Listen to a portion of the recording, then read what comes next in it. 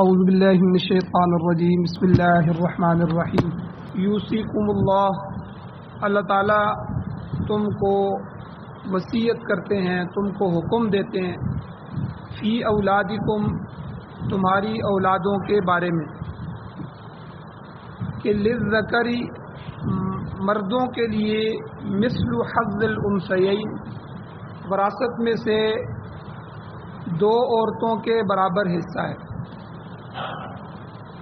فَإِن كُنَّ نِسَاءً، اگر میت فوت ہو جائے اور اس کے پیچھے لڑکیاں ہی لڑکیاں ہوں، عورتیں ہی عورتیں ہوں، تو یا تو ایک لڑکی ہوگی یا دو سے زیادہ ہوں گی۔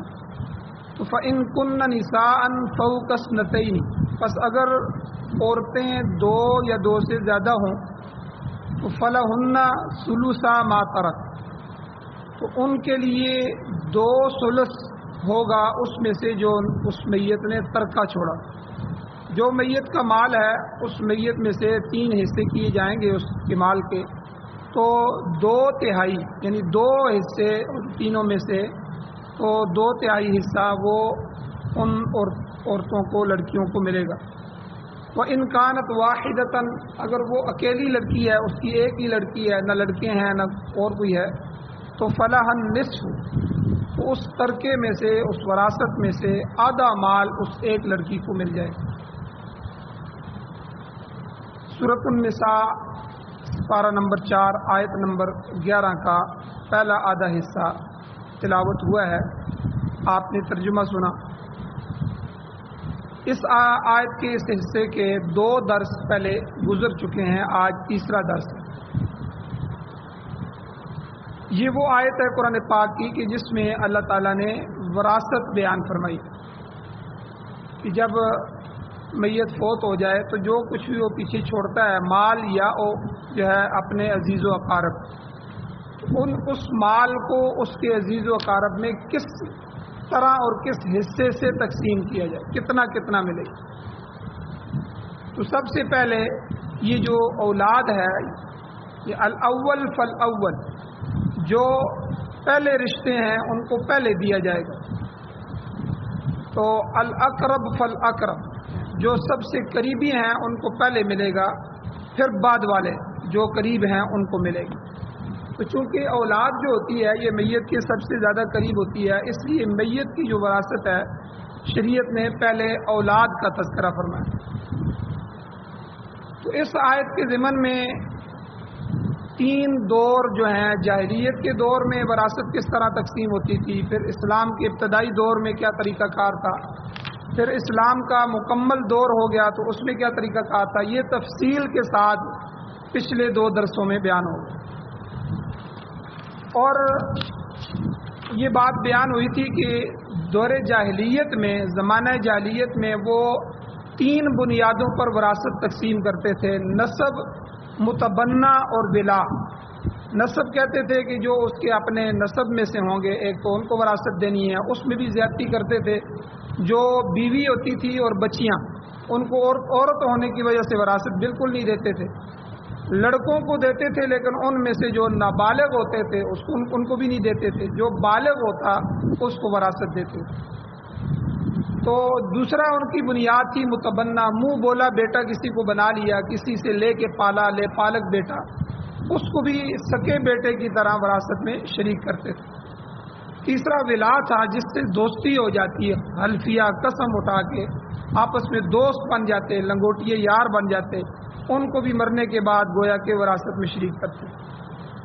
تو اسلام جب آیا تو اسلام کے ابتدائی دور میں تو 5 چیزیں تھیں۔ ایک تو یہی نسب کو برقرار رکھا گیا، تو نسب کی وجہ سے وراثت ملتی تھی۔ دوسرا، شروع میں متبنہ کو بھی، جو منہ بولا بیٹا تھا، اس کو بھی وراثت دے دی جاتی تھی۔ تیسرا ولا تھا۔ یہ ولا وہ نہیں ہے جو زمانہ جاہلیت میں دوستی کرنا، بلکہ یہ ولائے موالات اور ولائے عتاق، یہ تفصیل گزری ہے۔ موالات وہ ہے کہ کوئی کسی کے ہاتھ پر مسلمان ہو جائے اور پھر اس کا کوئی بھی یہاں نہ ہو اور وہ فوت ہو جائے تو پھر اس کی وراثت جو ہے جس کے ہاتھ میں مسلمان ہوا ہے اور اس کا دوست بنا ہے اس کو ملے گی۔ اور دوسرا ولائے اعتاق ہے کہ جو غلام اور مالک میں سے، مالک نے غلام کو آزاد کر دیا، اب غلام کا کوئی بھی نہیں ہے تو غلام کے مرنے کے بعد اس کی وراثت اس کے مالک کو چلی جائے گی۔ تو یہ دو ولا جو ہیں یہ اسلام میں۔ اور تیسرا ہجرت، چوتھا جو ہے وہ ہجرت تھا کہ جو آدمی ہجرت کرتا تو ہجرت کی وجہ سے آگے جا کے بھائی بنایا جاتا اس کا، تو اس کو بھی وراثت ملتی تھی۔ اور پانچواں جو تھا وہ نکاح۔ لیکن جب اسلام کا دور مکمل ہو گیا تو اس میں اب صرف 3 چیزیں رہ گئی ہیں۔ نسب کے نسبی رشتوں کو جو ہے وہ وراثت دی جائے گی، اور نکاح والے رشتے کو یعنی میاں بیوی ایک دوسرے کے وارث ہوں گے، اور تیسرا ولا ہے۔ تو ولا میں نے کہا تھا کہ ولا کی جو 2 قسمیں ہیں ان میں سے ایک قسم تو اب بالکل نہیں ہوتی، یعنی غلام کو آزاد کرنا، چونکہ وہ تو معاملات ہی ختم ہو گئے ہیں۔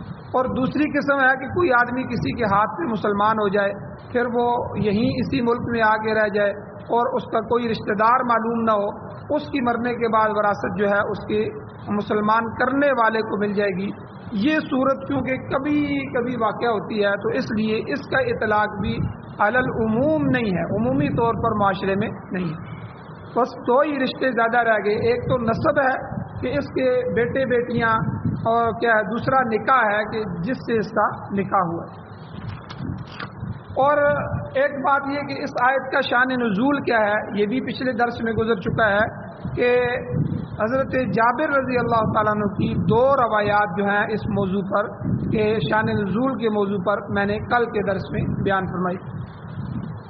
اور کل کے درس میں ایک بات اور بھی بیان ہوئی تھی کہ تقسیم وراثت اس سے پہلے 4 کام کرنے ہیں، وراثت بعد میں تقسیم کرنی ہے، اس کی تفصیل گزر چکی ہے۔ خلاصہ یہ ہے کہ مرنے والے کے مرنے کے بعد سب سے پہلے اس کے ترکے میں سے، اس کی وراثت میں سے، اس کے بینک بیلنس میں سے، اس کی جو بچے ہوئے پیسہ ہے اس میں سے اس کے کفن دفن کا بندوبست کیا جائے گا اعتدال کے ساتھ۔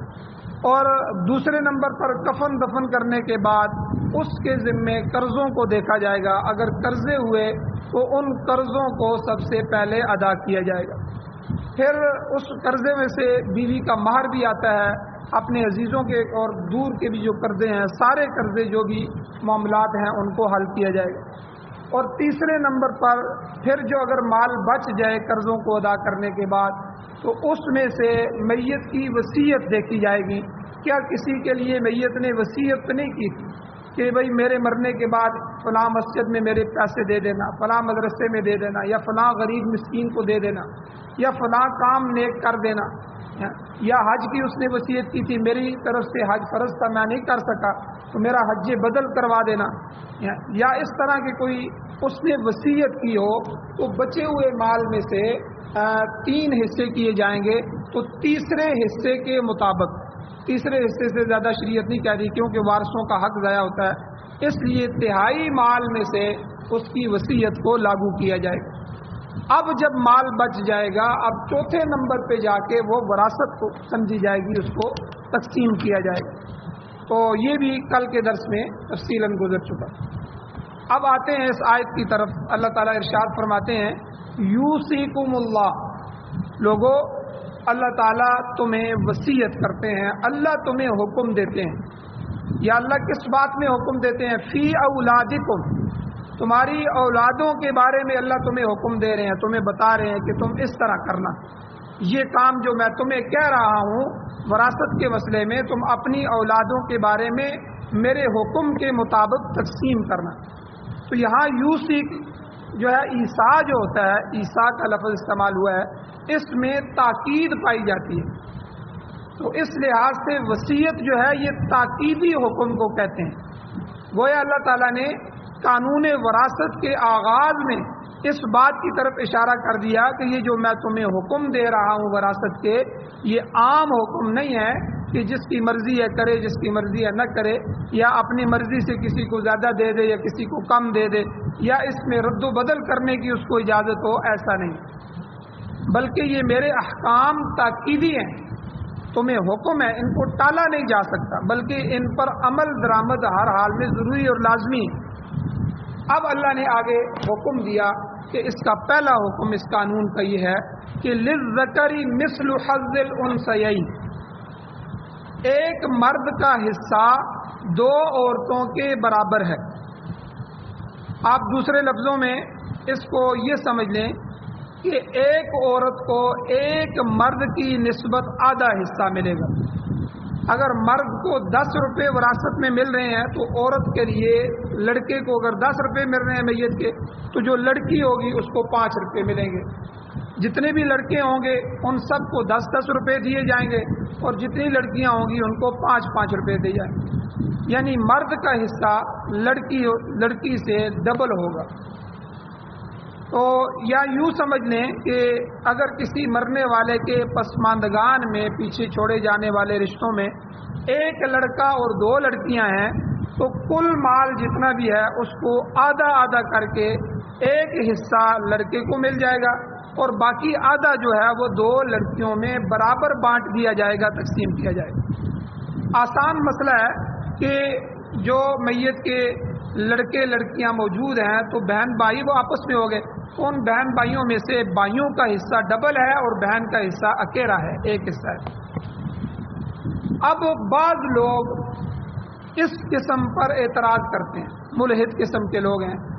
ان کا مقولہ یہ ہے، ان کا قول یہ ہے، وہ کہتے یہ ہیں کہ دیکھیں عورت چونکہ مرد کے مقابلے میں مرد کی نسبت میں کمزور ہوتی ہے تو لہٰذا عورت کو ڈبل حصہ ملنا چاہیے تھا، مرد کو آدھا ملنا چاہیے تھا، عورت کو تو زیادہ ملنا چاہیے تھا.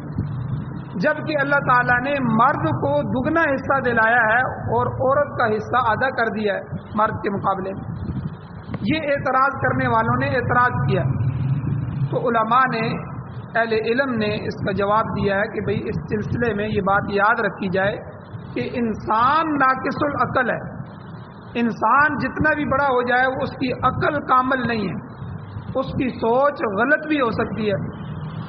آپ دیکھیں ہماری سوچ غلط ہوتی ہے نا کہ ہم جو بھی حکمران آتے ہیں ہم اپنی سوچ کے مطابق ایک آئین اور ایک قانون بناتے ہیں اور نئی حکومت جب آتی ہے تو وہ اس قانون میں ترمیم کر دیتی ہے. جی آئین میں ترمیم ہو رہی ہے. بھائی اگر ان کی عقل اتنی مضبوط ہوتی تو وہ آئین ایسا بناتے کہ جس میں ترمیم کی گنجائش ہی نہ ہو.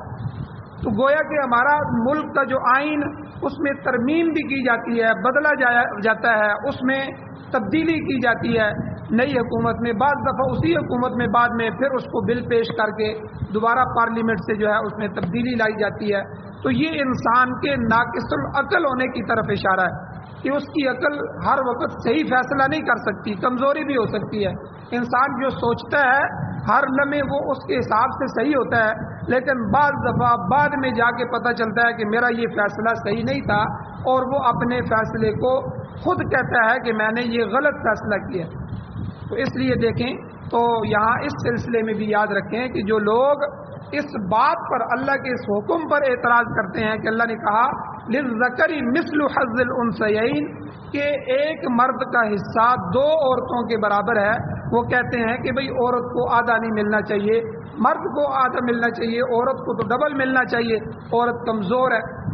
تو اس سلسلے میں یہ بات رکھیں کہ انسان جب قانون بنائے گا تو اس کے قانون میں سکم، کمزوری جو ہے یہ پیدا ہو سکتی ہے، غلطی ہو سکتی ہے، لیکن اللہ حکیم ہے، اللہ تعالیٰ حکیم ہے. اللہ قرآن میں بار بار فرماتے ہیں ان اللہ علیم حکیم، اللہ جاننے والا، اللہ حکمتوں والا ہے. اللہ پہلے ہی اللہ کے لیے ماضی، حال اور مستقبل نہیں ہے، یہ زمانے ہمارے لیے ہیں. تو یہ ایک زمانہ گزر چکا ہے، ایک جو ابھی حال گزر رہا ہے، ایک آنے والا ہے، پتہ نہیں کیا ہوگا. اللہ کے لیے کچھ بھی نہیں ہے، اللہ زمانوں سے پاک ہے. اللہ پہلی بات بھی جانتے ہیں، اللہ اگلی بات بھی جانتے ہیں. اللہ عالم الغیب والشہادہ ہے، اللہ غیب کا علم جانتے ہیں، اللہ کے لیے کوئی زمانہ نہیں ہے. اس لیے اللہ نے جو فیصلہ کرنا ہے، جو قرآن و سنت کو آئین بنایا ہے اللہ نے، یہ اللہ حکیم ہے، اللہ سے غلطی نہیں ہو سکتی، اللہ غلطیوں سے پاک ہے. اللہ کی صفات ہیں وہ سب سے اعلی صفات ہیں. اللہ ہر برائی سے، ہر خامی سے، ہر غلطی سے اللہ پاک، یہ اللہ کی صفات میں سے، اللہ سے غلطی نہیں ہو سکتی.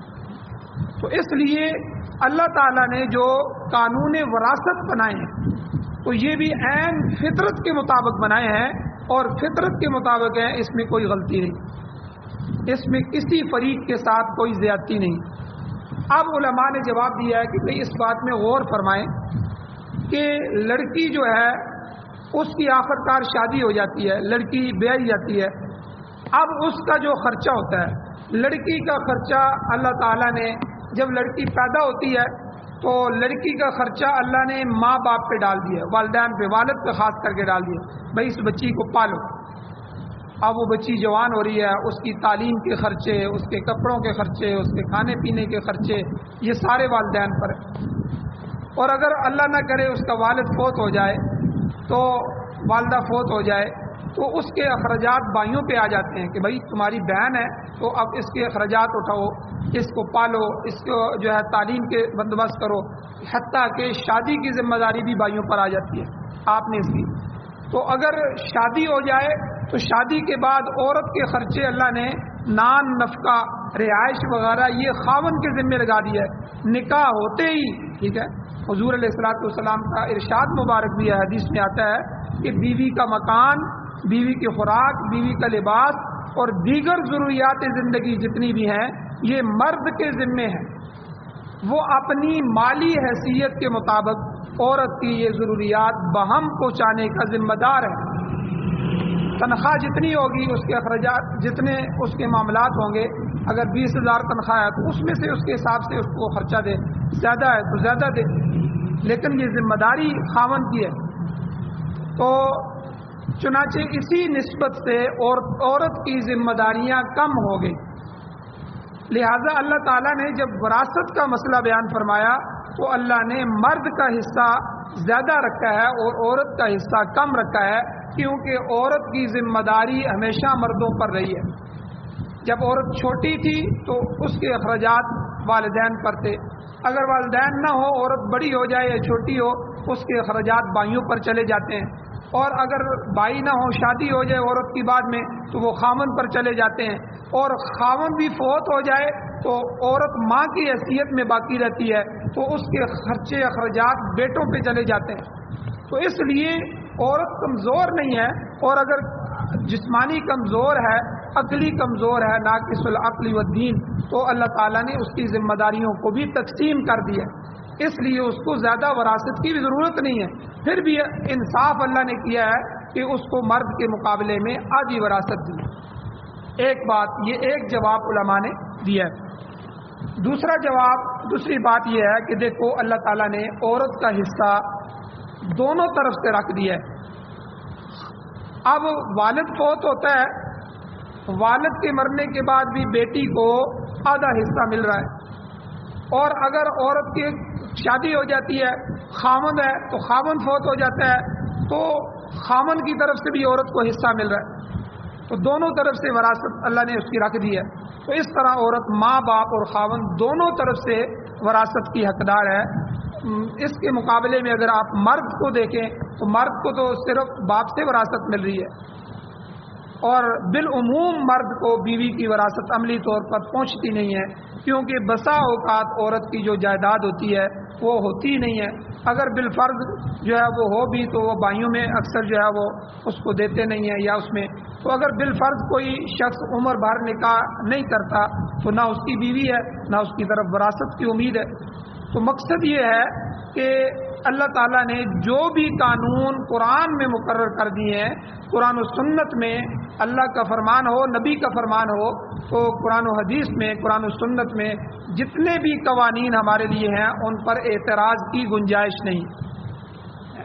تو مقصد یہ ہے کہ اللہ تعالیٰ کے مقرر کردہ قانون پر اعتراض جو کیا جاتا ہے وہ ہماری ناقص عقل کی وجہ سے، محض بے سمجھی کی وجہ سے ہے، وگرنہ اللہ تعالیٰ کا قانون کمال حکمت پر مبنی ہے اور انصاف کے تمام تقاضے اللہ کے قوانین پورے کرتے ہیں، اور یہ قوانین عین فطرت کے مطابق ہیں، کوئی قانون بھی فطرت کے خلاف نہیں. آخر میں اللہ تعالیٰ نے اس آیت کے اس حصے میں فرمایا کہ اچھا یہ تو میں نے بیان کر دیا ہے کہ للذکری مثل حظ الانثیین، کہ مرد کے لیے دو عورتوں کے برابر حصہ ہے، یعنی مرد کا حصہ ڈبل ہے اور عورت کا حصہ آدھا ہے اس کے مقابلے میں. اب اگلا قانون سنیں. جب آدمی فوت ہو جاتا ہے تو فوت ہونے کے بعد تین صورتیں ہیں، یا تو اس کے بیٹے ہوں گے، بیٹیاں نہیں ہوں گی، یا اس کی بیٹیاں ہی بیٹیاں ہوں گی، بیٹے نہیں ہوں گے، یا اس کے بیٹے بھی ہوں گے یا بیٹیاں بھی ہوں گی. یہ تین صورتیں ہوتی ہیں. تو یا چوتھی صورت ہوتی ہے کچھ بھی نہیں ہے, نہ بیٹے ہیں نہ بیٹیاں ہیں, اس کی وراثت جو ہے وہ آگے آ رہی ہے, اس کا حصہ کس طرح ہوگا. لیکن یہاں اللہ تعالیٰ نے فرمایا کہ مرد ہے اور یعنی بیٹے اور بیٹیاں ہیں, ان کا قانون بیان ہو گیا کہ بیٹوں کا حصہ ڈبل ہے, بیٹی کا حصہ آدھا ہے.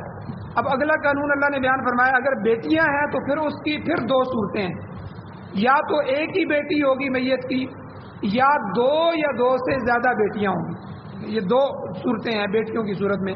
اب اللہ نے فرما دیا کہ دیکھو فَإِن كُنَّ نِسَاءً, اگر اس میت کے لیے بیٹیاں ہوں تو پہلی صورت فوق اثنتین, دو یا دو سے زیادہ لڑکیاں ہوں.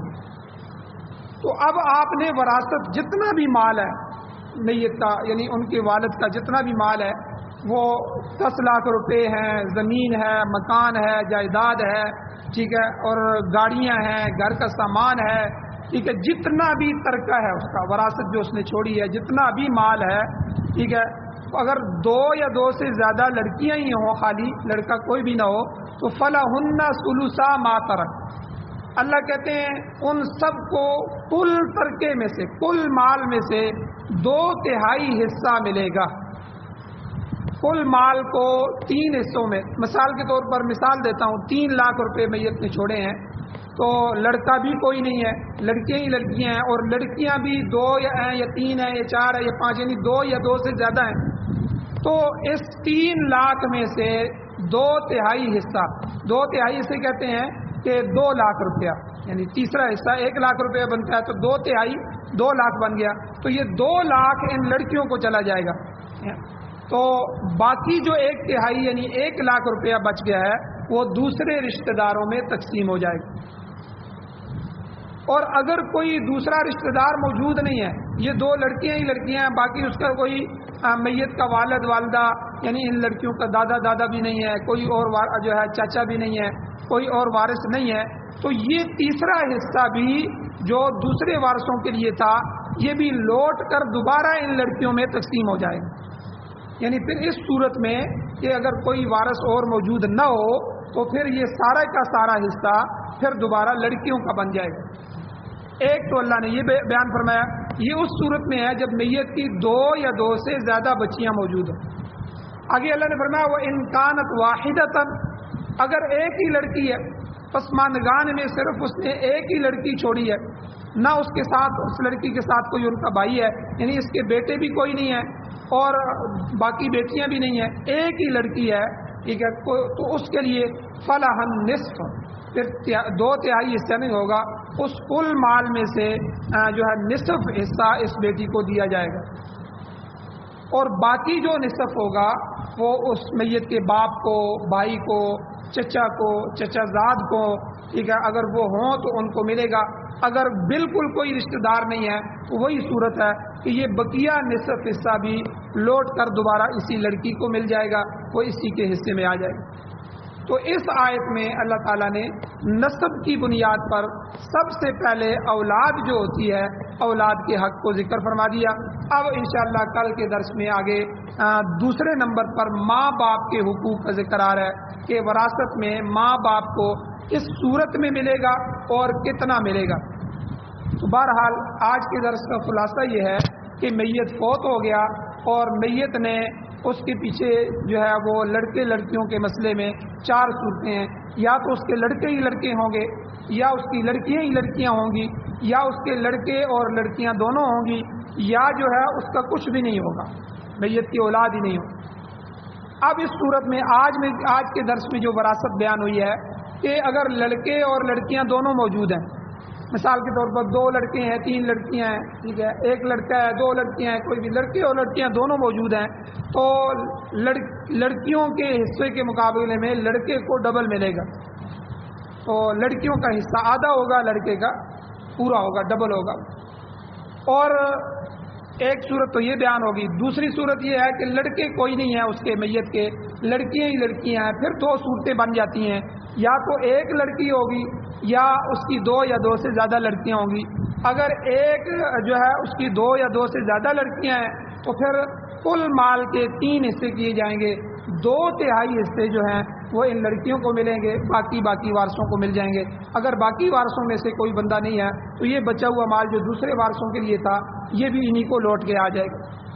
और अगर एक ही लड़की है तो फिर आधा माल मैयत का उस एक लड़की को जाएगा, आधा माल बाकी जो वारिस हैं मैयत का वालिद, वालदा, चचा और चचाजाद भाई वगैरह और दूसरे भाई वगैरह उनको चला जाएगा। अगर उनमें से कोई आदमी भी मौजूद नहीं है तो फिर ये आधा हिस्सा भी उस लड़की को वापस आ जाएगा। तो अल्लाह ताला से दुआ है अल्लाह हमें अमल की तौफीक अता फरमाए। आमीन। अल्हम्दुलिल्लाहि रब्बिल आलमीन वल आक़िबतु लिल मुत्तक़ीन वस्सलातु वस्सलामु अला रसूलिहिन नबिय्यिल उम्मिय्यिल करीम। या अल्लाह हमें कुरान और सुन्नत पर अमल करने की तौफीक अता फरमाइए। या अल्लाह ये जो आइली कवानीन हैं, निकाह के कवानीन हैं, तलाक के कवानीन बयान हुए हैं, या अल्लाह ये जो वरासत के कवानीन बयान हो रहे, या अल्लाह ये पूरा कुरान और सुन्नत ये आपकी किताबें हैं, आपकी तरफ से हमें दिए गए कवानीन हैं, ये आपके आइन हैं। या अल्लाह इनको बतौर आइन, बतौर ज़ाब्ता हयात या अल्लाह हमें अपने मुआशरे में लागू करने की तौफीक अता फरमा। या अल्लाह पाकिस्तान समेत पूरी दुनिया में अपना निज़ाम हमें नसीब फरमा, अपने हबीब का निज़ाम नसीब फरमा, कुरान और सुन्नत की बालादस्ती और ज़ोर नसीब फरमा। या अल्लाह ये बहारें हमें अपनी ज़िंदगी में नसीब फरमा। या अल्लाह हर तरह के कुफरी निज़ाम से, उसके हिस्सा बनने से, या अल्लाह उसके लागू करने से हमें महफूज फरमा। या अल्लाह जो हज़रात परेशान हाल है उनकी परेशानियों को दूर फरमा। या अल्लाह जो बीमार हैं उनको शिफा अता फरमा, जो ईमान की हालत से इस दुनिया से जा चुके हैं, फौत हो गए हैं, या अल्लाह हम सब की बख्शिश फरमा। या अल्लाह हम सब की हाजात को गैब के ख़जानों से पूरा फरमा। सल्लल्लाहु तआला अला खैरि खल्क़िही मुहम्मदिन व आलिहि व अस्हाबिही अजमाइन बिरहमतिका या अरहमर राहिमीन।